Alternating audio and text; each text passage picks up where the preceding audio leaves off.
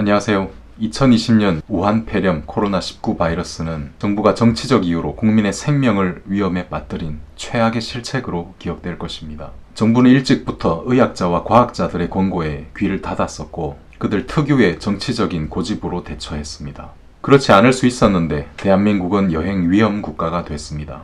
그렇지 않을 수 있었는데 전 세계에서 중국 다음으로 감염자가 많아졌습니다. 그렇지 않을 수 있었는데 세계인들에게 코로나19 하면 중국과 한국을 한데 묶어서 인식하게 됐습니다. 저는 오늘 이 말씀을 드리고 싶습니다. 우리가 중국이 주장하는 대로 중국의 일부가 될 것인가? 그것이 한국의 정체성이며 한국의 운명인가? 자유 대한민국의 리더는 어떤 판단을 내려야 하는가에 대한 이야기입니다.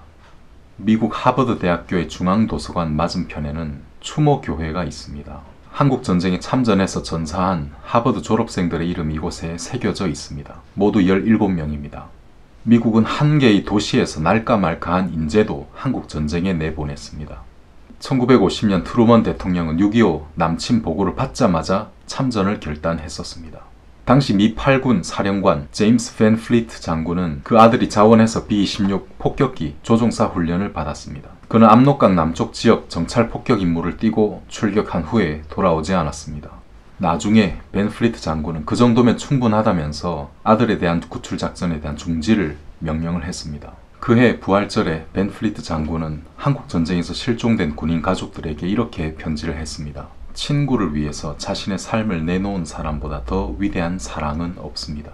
말론 베이커라는 선교사가 있었습니다. 그분도 젊을 때 한국전쟁에 참전했습니다. 국군이 낙동강까지 밀렸다가 다시 진격하는 과정에서 동부전선에 투입돼서 전투를 했습니다. 어느 날 대인지뢰를 밟고 온몸이 공중에 붕 떴습니다. 소생 불가능한 정도가 됐습니다.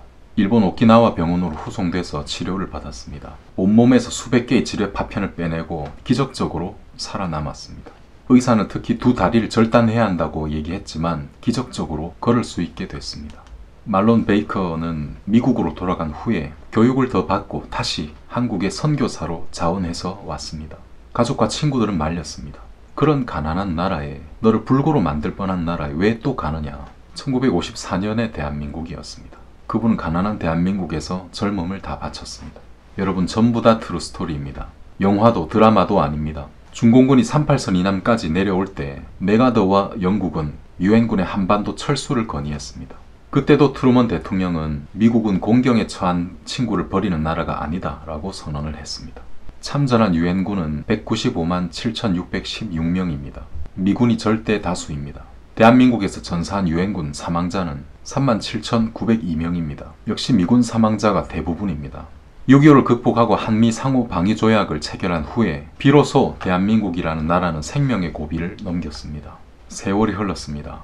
대한민국은 한 손에는 높은 교육열을 무장하고 또 한 손에는 억척스럽고 열정이 넘치는 장사꾼 정신으로, 기업가 정신으로 무장했습니다.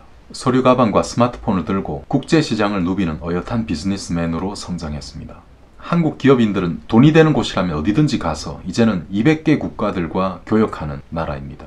거대 쇼핑몰에 나가면 이제 우리한테는 가난과 전쟁의 어떤 흔적도 찾아볼 수가 없죠. 물론 다 그런 건 아니지만 많은 아이들은 이제는 밥 한 그릇에 감사함이 뭔지, 아껴 써야 된다는 게 뭔지 잘 모를 것입니다. 풍요로운 우리 아이들한테 절제를 가르치는 것이 미덕이 됐습니다. 대한민국의 1인당 명목 국민 총소득은 한국전쟁 이후로부터 지금까지 500배로 늘어났습니다. 1953년 76달러에서 2018년 33,000달러로 다른 나라 학자들이 대한민국을 보면서 로켓처럼 솟았다라고 했습니다. 인도네시아나 에티오피아뿐만 아니라 영국, 이탈리아도 한국의 경제성장 방식을 벤치마킹하려고 합니다. 물론 2019년에는 문재인 효과로 GNI는 줄어들었습니다. 로켓이 추락 중입니다.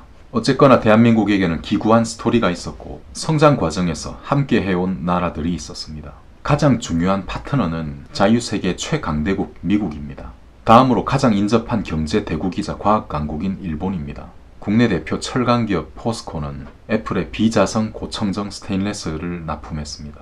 아이폰 X 본체 외부부터 적용된 소재입니다. 포스코는 전 세계 경쟁사들을 제치고 선정이 됐고 애플 특유의 높은 품질 기준, 까다로운 친환경 기준을 전부 충족하는 강종을 개발해서 납품에 성공했습니다. 이걸 개발한 팀은 1200톤의 철을 녹여서 7개월 만에 개발에 성공했다고 합니다.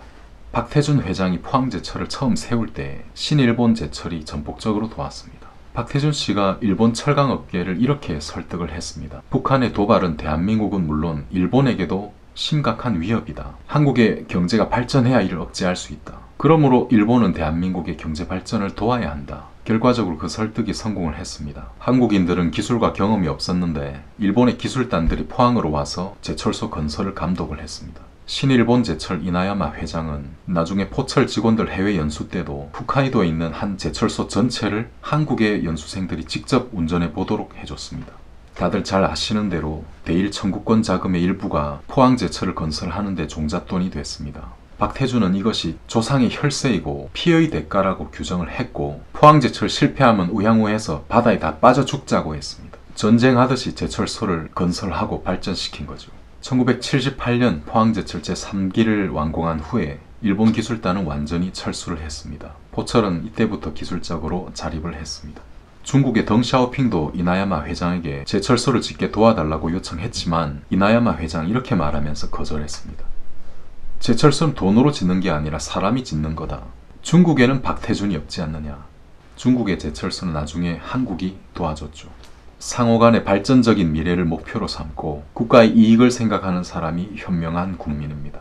나라를 살찌우는 정치인입니다. 대한민국을 과거에 버림받고 억압받았던 슬픔의 주인공으로만 여기는 사람들이 있습니다.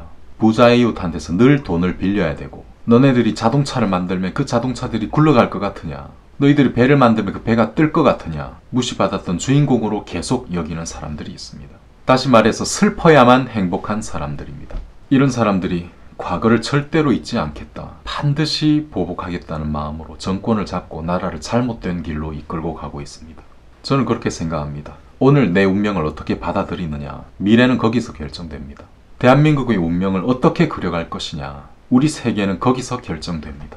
자존심과 피해의식을 조장하는 일본 불매운동에 동참하지 마시길 바랍니다. 순전히 정치적인 목적으로 대중을 전응하로 알고 부추기는 반일 감정에 이용당하지 마시길 바랍니다.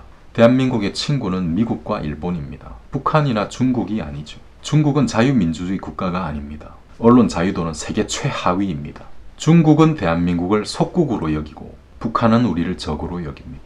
우리가 영원히 짝사랑할 수밖에 없습니다. 짝사랑하면서 운명 공동체라고 주장하는 사람 우리는 멍청이라고 부르죠. 멍청이가 아니라면 이 나라가 중국의 속국이 되길 바라는 것으로 봐야 합니다. 이것이 우리 정치의 제2원칙입니다. 한미일은 동맹입니다. 그 중에 제일 못나고 무능했던 친구가 한국입니다. 우리가 제일 이득 아닙니까? 우리가 이것을 기억해야 합니다. 겸손해야 됩니다.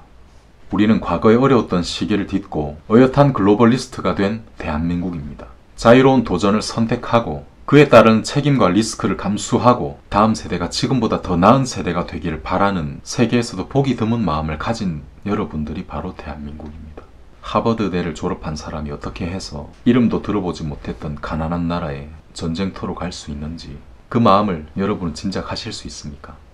전쟁통에 두 다리를 잃을 뻔했지만 개인의 사명을 찾아내서 다시 그 나라에 가서 어려운 사람들을 위해 자기 젊음을 들인 사람들의 이야기, 이런 이야기들은 사람이 어떻게 해서 보람되고 어떻게 해서 행복한 삶을 살 수 있는지 생각해 보게 합니다. 그 미국의 정신은 지금 많이 변했지만 한국과 미국이 더 좋은 파트너가 되면 물질적 성장뿐 아니라 그에 걸맞는 정신의 힘을 함께 찾아 나갈 수 있다고 믿습니다. 들어주셔서 감사합니다.